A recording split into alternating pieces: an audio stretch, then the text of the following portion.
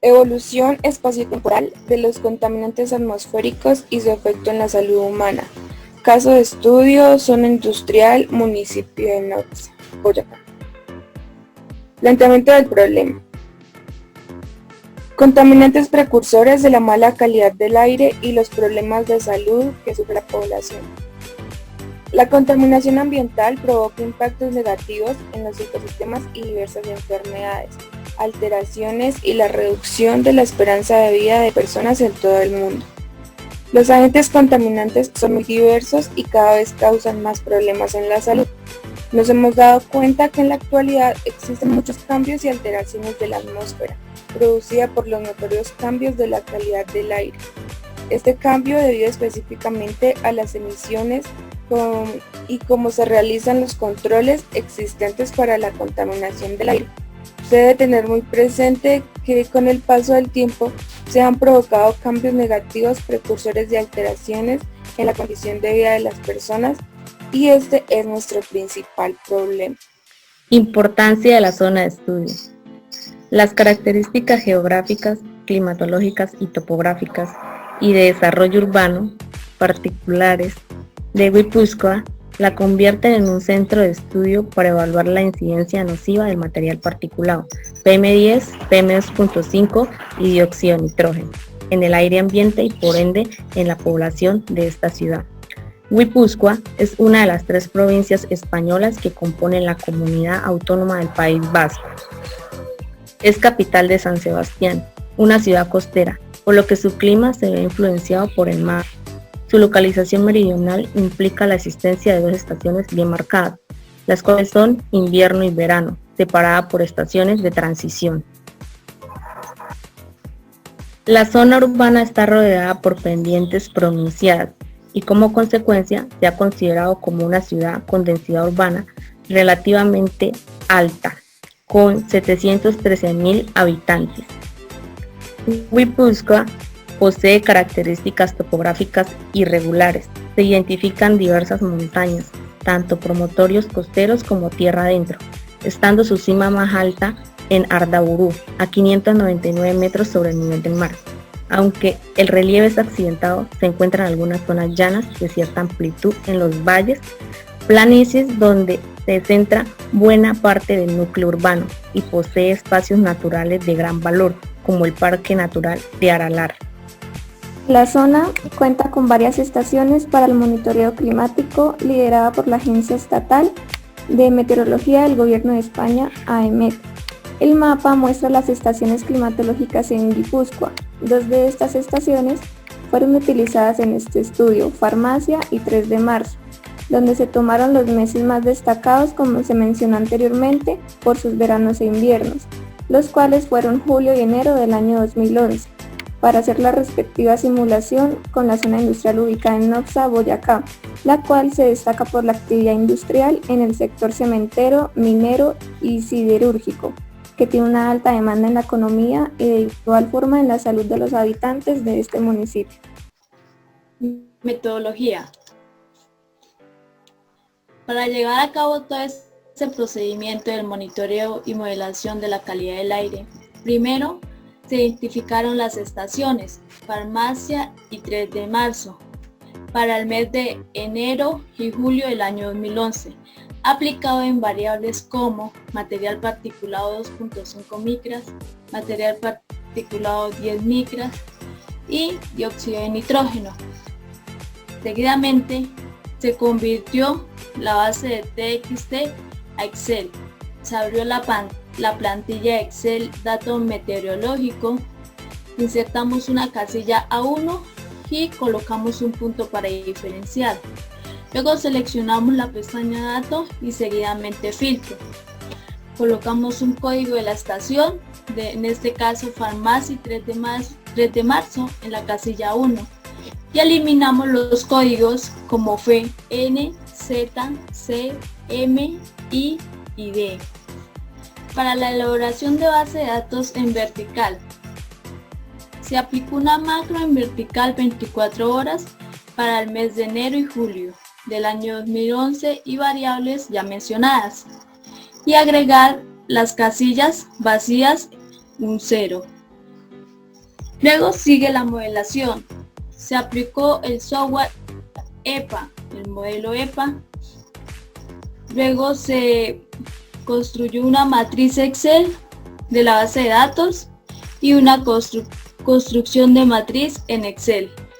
La introducción de los datos. Entonces, para la introducción de los datos se tuvo en cuenta posteriormente la base de datos y la incertidumbre. Para el mes de enero se aplicó una incertidumbre de 0,09 y para el mes de julio de 0,4. Luego se dio la definición de categorías. Entonces, se categorizó las variables de entrada en 3 grupos diferentes: buena, mala y media. La ejecución. En la ejecución se tuvo en cuenta introducir el número de factores, en este caso fueron 3 factores, y se agregó el set number con un valor de 10. ¿Cuáles fueron los resultados? Los resultados entonces fueron 4 gráficos. El primero, el perfil de fuentes, la evolución espaciotemporal, el porcentaje de contribución y la distribución de especies en los 3 factores. Para la elaboración de la rosa de vientos se utilizó el siguiente programa conocido con sus siglas WRPlotView, lo que significa en español parcelas de rosa de los vientos para datos meteorológicos. Este programa de rosa de los vientos es completamente operativo para datos meteorológicos, proporciona gráficos visuales de rosa de los vientos, análisis de frecuencia y gráficos para varios formatos de datos meteorológicos. Como datos de entrada se debe suministrar la siguiente información como se encuentra en la primera imagen.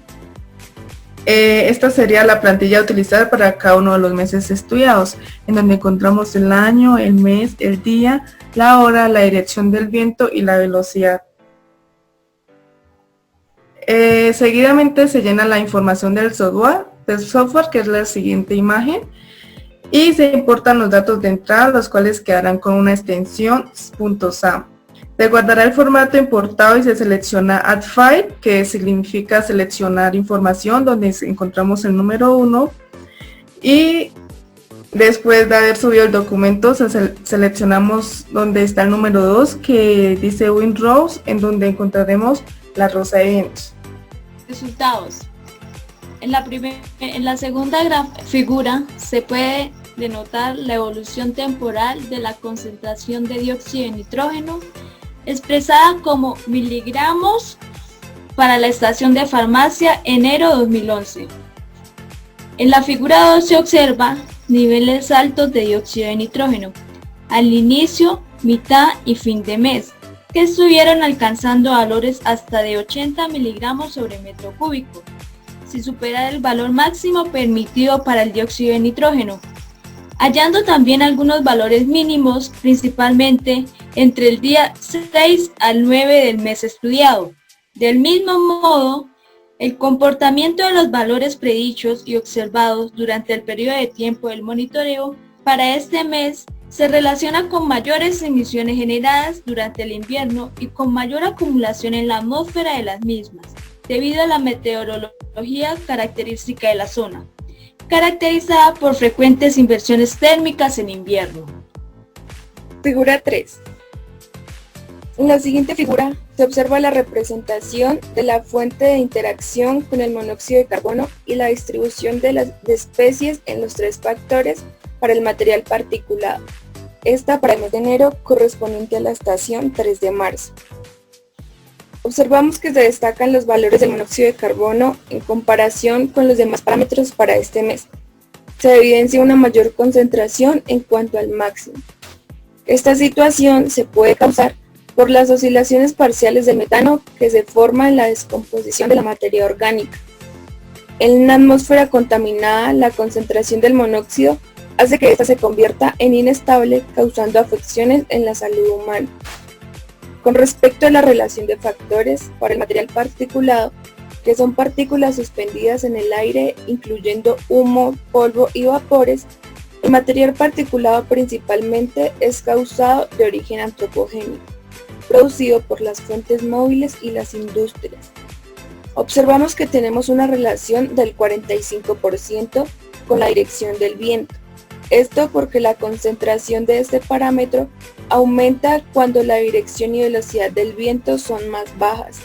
Se obtiene esta relación considerando la estación del año presente en el mes de enero, cuando las temperaturas son más bajas y los vientos son más fuertes.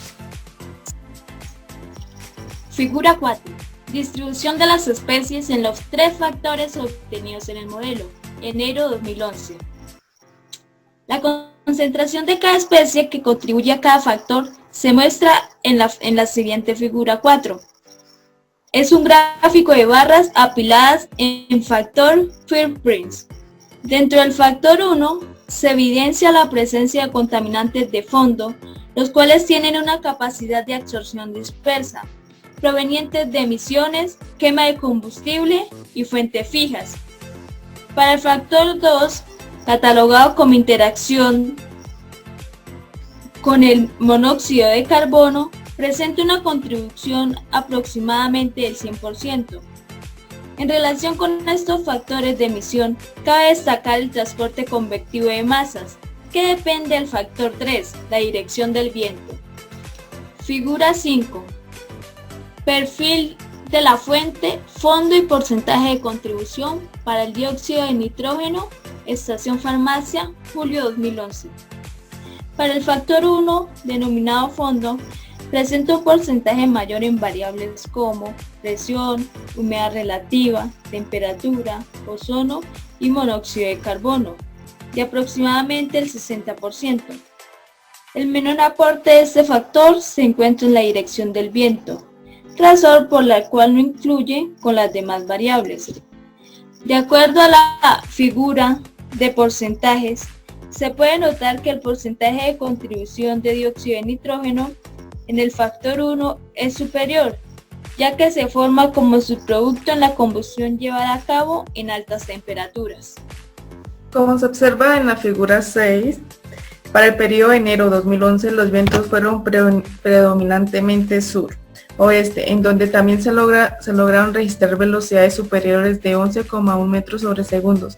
Seguidamente la dirección noreste, y en la figura también podemos observar el color rojo, que es donde se registraron las mayores velocidades, que están entre 3,6 metros sobre segundos y 5,7 metros sobre segundos. Se encuentran en todas las direcciones, lo que quiere decir que en todas las direcciones se encuentra un buen arrastre de contaminantes.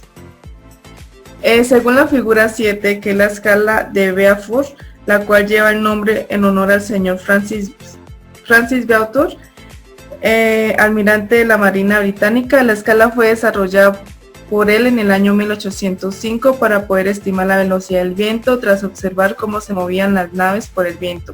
Esta escala resulta de gran ayuda y posteriormente fue adaptada para poder ser usada en la Tierra. Se puede observar que las diferentes escalas y verificar el rango de color de la rosa de los vientos coincide con lo hecho anteriormente, que el rango de 3,5 metros sobre segundos y 5,7 metros sobre segundos. Hay movimientos de partículas. Según la escala, estos corresponden a la escala 3 y 4, lo que quiere decir que en su etiqueta está flojo y bonancible. El término bonancible hace referencia a un viento tranquilo, sereno y suave. Esto, en lo que hace esto en la Tierra, es mover las partículas. Bueno, también como resultado del programa, se puede evidenciar la frecuencia de ocurrencia de los vientos en cada uno de los sectores de dirección, los cuales en este caso se seleccionaron 18 direcciones, como se encuentra en la imagen. La mayor frecuencia de dirección se encuentra en el rango de 10 a 30 grados, con velocidades comprendidas entre 3,60 metros sobre segundo y 5,70 metros sobre segundo. Conclusiones. Se puede afirmar que existe un amplio consenso en aceptar los efectos nocivos de la contaminación atmosférica en la salud. Sin embargo, este consenso no es tan amplio a la hora de establecer, entre otras cuestiones, qué niveles pueden ser considerados como seguros para el conjunto de la población, cuáles son los posibles efectos crónicos de la contaminación y qué compuestos tóxicos son los responsables del daño en salud, así como los mecanismos fisiológicos del desencadenamiento del efecto. Los resultados al recorrer el modelo PMF muestra que las mayores fracciones de los contaminantes corresponden al polvo fugitivo de las carreteras, el uso de combustibles fósiles y los minerales. Esto quiere decir que alrededor del 80% de estos puede generarse a causa del flujo vehicular, ya sea porque se arrastre material proveniente de vías en mal estado o sin constante mantenimiento, o por las mismas emisiones que generan los vehículos. Entonces se espera que las proyecciones de los impactos futuros en la calidad del aire sean realistas y apropiadas para el estudio de riesgos. Es indispensable caracterizar, evaluar y reportar la representatividad de las estaciones de monitoreo, lo que permitiría una mejor y más adecuada interpretación de los indicadores de calidad del aire. En este sentido, con el objeto de obtener datos representativos de las condiciones urbanas, se debe cumplir con una serie de criterios de ubicación del sitio y de toma de muestras, tales como la altura y la distancia mínima de la estación a las carreteras o avenidas con flujo vehicular intenso, la vegetación y otras fuentes menores que pueden causar interferencias o sesgar las mediciones de los contaminantes. Y por último, es posible plantear medidas de control sobre cada uno de los factores identificados en este artículo de acuerdo a la composición química de cada contaminante, puesto que estos estudios dan una idea de la eficiencia que pueden llegar a tener al momento de implementarlas y de los resultados que pueden dejar en cuanto a concentraciones de los mismos.